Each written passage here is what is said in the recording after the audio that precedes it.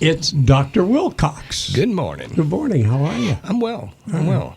Last time you were in, we were talking about your preparations for this study. Yes. That you're going to be doing. You need people to come in and all of that. But first, tell us about the study, and then the kind of person you're going to need to come in.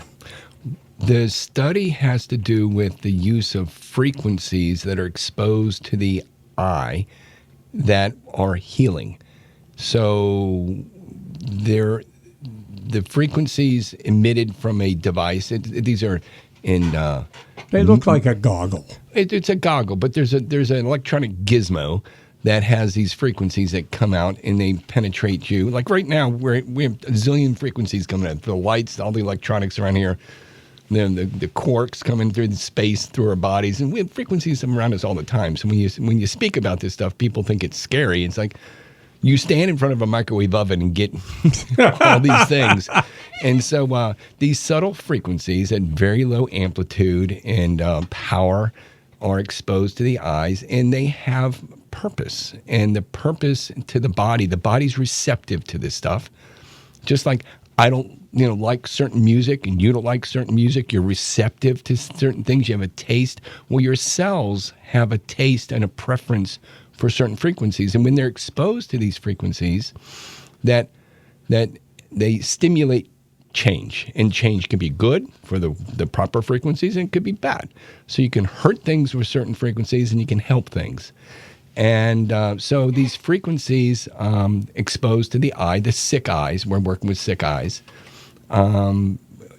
provide healing. And they stimulate the body to repair itself. So instead of sticking a needle in the eye with stuff, okay, or some other means, you're recruiting the body to help itself. And so if it's a game of name that tune. Here we are on the radio station, and if you put the right tune in there and your body receives that tune, in part of what we're doing, it recruits stem cells to come to that site and provide healing. So, what kind of person is needed to be a part of the study? Is there a fee to be a part of the study? The criteria we have is exclusive instead of being inclusive. So we have to find somebody between 50 and 80 years of age. They have to have the dry form of macular degeneration. Their vision has to be bad enough, but not too bad. So we can't have somebody who sees 20/20 to try to make them see 20/20. So they got to be. We're establishing a benchmark of you got to be as bad as 20/40, but no worse than 20/400. And people have two eyes, and so we want to work with. You can have one bad eye, one good eye, and work with you because we need and one of your two eyes to be in that criteria. You have to be available. You have to come to our office 24 times in 3 months, and to be there for an hour at a time. And you're sitting there with these goggles on, and you're sitting in a chair, and then you get up and leave. There's a little gooey stuff that's in there to help transmit these frequencies, and that's it. People. Dry macular degeneration who want to, one, help themselves, and two, help. This is innovative stuff. Though it's How do I know if I have this dry macular degeneration? We have to look at you and see. Okay. And so, one, we're happy to have anybody who thinks they have or knows they have a problem to come by, because we're looking for candidates, and we're recruiting through other doctors' offices. But dry macular degeneration, your vision has to be off, and then we put you through a bunch of tests to make sure that we have a good baseline with you, and we give you some this medical food called Ocufolin, that's given to you for free. And because you want to have things in your body because you have a condition. Anyway, you should be doing something like this. These AREDS vitamins that you hear on the commercials, Ocuvite and Preservision. And so we have a better version of that we're going to be giving people. And So the problem is you got to have the problem, and then you got to be available, and you got to be available twice a week for an hour. And some people are coming from an hour away because they have an interest, they have a problem, and we're nudging the needle right now toward health. When I hear of somebody doing a study, a medication study, they get in this group of core people and fall in all the criteria, and they give someone the medicine and somebody. Yes, the placebo, the sham, it's Correct. called.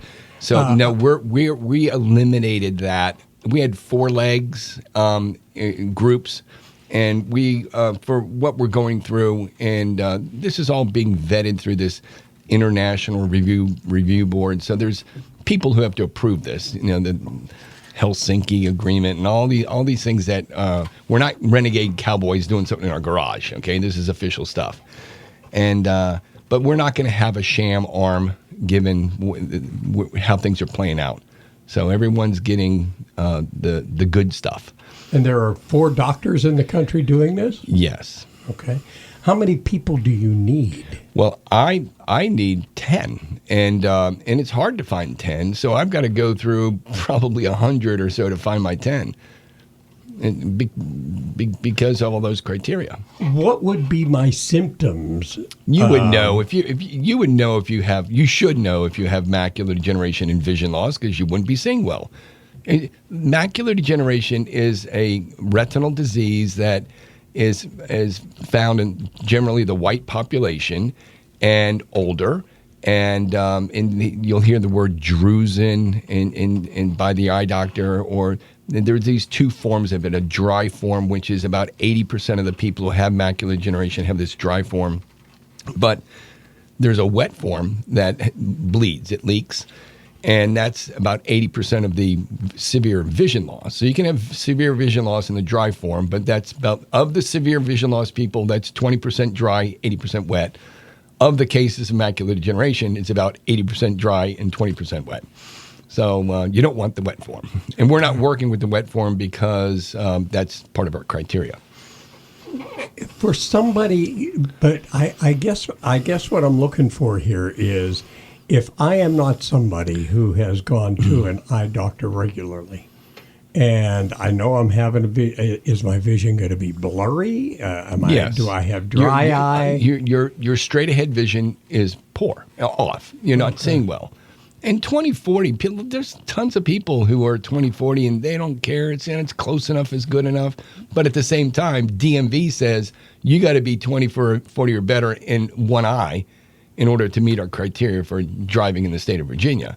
And Just in one eye? 20, yeah, all you need is one eye that can see 20/40 to have unrestricted, not a commercial license, personal license, regular driver's license. And 2070 is the other benchmark. If all you can see is 2070, then you're restricted to daytime driving, and then it has to do with visual fields. But, so 2040 is not that bad. Well, no, it's not. But it's going to give you trouble driving at night, seeing those street signs and unfamiliar roads and glare.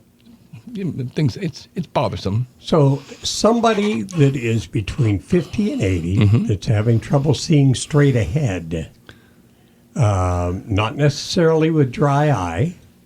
What do they do? Just call the office? Oh, yeah. Do you ask them questions on the phone first? What do you do? The people, I'm an eye doctor. We do all the eye doctory things, from, regular stuff, contact lenses, and crazy stuff. We had 2 people in from Duke this week that were co-managing with corneal transplants. So I stay busy with a variety of things from A to Z. But if there's an interest in being part of this, come in. We will provide a free evaluation just to take a peek in your eye to see what's going on. But we are running a business, and so if you have an interest in eye care, we're there. If you fit and you say, hey, and I'm interested in this study, then we'll kind of weed out whether you're in or not. And regardless, we have all sorts of options for people who don't fit the criteria, and in the same energy can be used on people who aren't in the criteria, and they can just say, hey, I want to be part of this, and we have fees for that, because I have a hammer, and there's a nail, and I have a hammer, and it can work on other things as well. So on the study side and getting results and going through all this fancy math, that's one group. And then it also works for other people in other conditions, diabetic retinopathy and there's a whole books on all the different eye problems. And it's kind of interesting that, we have patients who have dementia. And because I'm an eye brain doctor, the eye is brain tissue. Whether you like it or not, when you're looking at an eye, you're looking at the brain. And therefore, if you have a brain problem, you have an eye problem. You have an eye problem, you have a brain problem. And I've been repurposing for years and years, repurposing tools that are principally made for concussions and dementia and all these strokey things that go on in your noggin, saying if it's going to work on the brain, it should work on the eyes, and lo and behold, it does. And not all cases, but it does. And there's a paper that's being written right now and showing that the repurposing, the proper use of a thing you put on your head and up your nose, that little light that goes up your nose, the proper use of that, which is intended for concussion patients and the guys and gals coming back from the war with IED brain injuries and the dementias, that I said to a number of patients over the years, hey, you know what? You have this eye problem. Why don't you get this and use this? And lo and behold, they're getting better in some regards. You have to use it. I had one patient in this week. I'm going through her 6-month follow-up. She's 86, and her vision keeps getting better every time she comes in. And this is over many, many years. But she's allegiant to it. She uses it. People can go buy an exercise bike, and if it sits over there with your clothes laying on it, you're not using it. So people want health, but people usually don't do what they need to do to have health. You've obviously treated people with this device that you're using in the study already, correct? Yes, we are. And does it work? Yes, but we haven't rolled out all the different frequencies. We're using some stuff that's been used in the past successfully, and we're rolling out other frequencies. I'm doing what's called a feasibility study.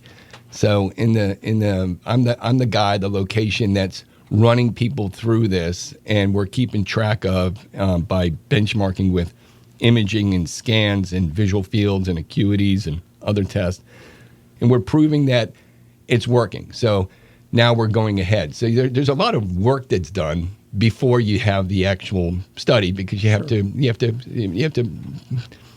to practice before you roll it all out.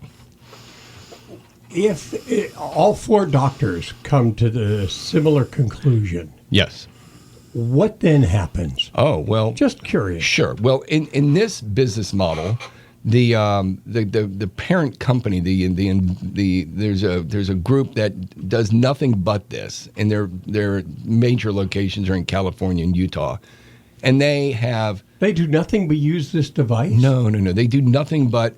Hold on. So they're an innovator. They're an accelerator company. So an accelerator company, from the top of your head to the bottom of your toes, from every organ to every discipline, every kind of doctor and field in the body, they stimulate these things. They do the research. They have gizmos and gadgets and ideas and proteins and all these different things, a variety of things. And if they get traction on it, they sell it to some big guy who is then going to go pay a bunch of money to then make it available to the public. Right.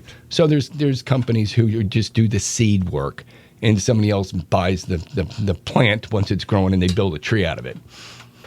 And that's what the purpose of this is. Yeah, because how do you get anything to market? On the if you go look at the Shark Tank, people have ideas, and some of them, if you look at just kind of crazy analogy, but people get it. They go to the Shark Tank and they haven't sold any of their things yet. I know. Okay, I know, they drill but they got a them, great idea. So we get past the I got an idea.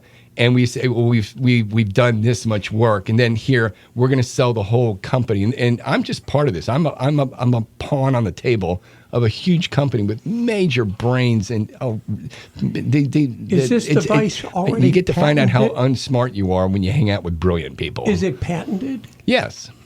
Yeah, FDA approved. FDA approved, Yes. really? Yeah. So if you have a device that's patented and FDA approved, Repurposed, okay? Repurposed. gotcha. So if you use it on your knee Gotcha. and it works, and you use, there's this stuff called Sonic Hedgehog, and it's not like the game Sonic Hedgehog, and stem cell homing. And so what you're doing is you're just putting out these frequencies, and the frequencies emulate the proteins that your body naturally has, but is in low quantity, and you need to get more of them over at the boo-boo. So if you take this frequency and put it on the boo-boo, in this case the boo-boo is your eye, your retina, then the body starts sending it's a pheromone, you know, it's an attractant. Start sending the healing juices to that area. And so now instead of giving exogenous stem cells to somebody, you're recruiting your own stem cells. So instead of having to go source this stuff from all the different places you have to go get them, you're just getting your body to send in the troops to heal. So bottom line is, if you're between 50 and 80, you're having a vision problem seeing straight ahead, you can call Dr. Wilcox's office. You may qualify for this study. Yes. Okay. Yeah. All right. Good luck. Thank you. Well, I'll be back in a couple of weeks and talking about that or something else. And I thank you. It's great. I from the time you started until today, I never thought I would hear you say the word boo-boo. Oh, well, you know, I spend most of my day speaking in simple terms because my job, I make it my job, is for when you walk out for you to remember something. Absolutely. And it's not I don't speak in big words, try not to. And if I do, I just going to wrap it up into some analogy or metaphor. So when you're driving on the street, you can remember. When you go home to your spouse or you somebody walk else. out of a doctor's office, if you don't know what they told you, you've wasted a visit. Yeah, it's good. For the It's good most for their ego, bad for the treatment, you know? Yeah. Dr. Wilcox, thank you. Good Thank you. stuff again. Have a great day. It's 7:26.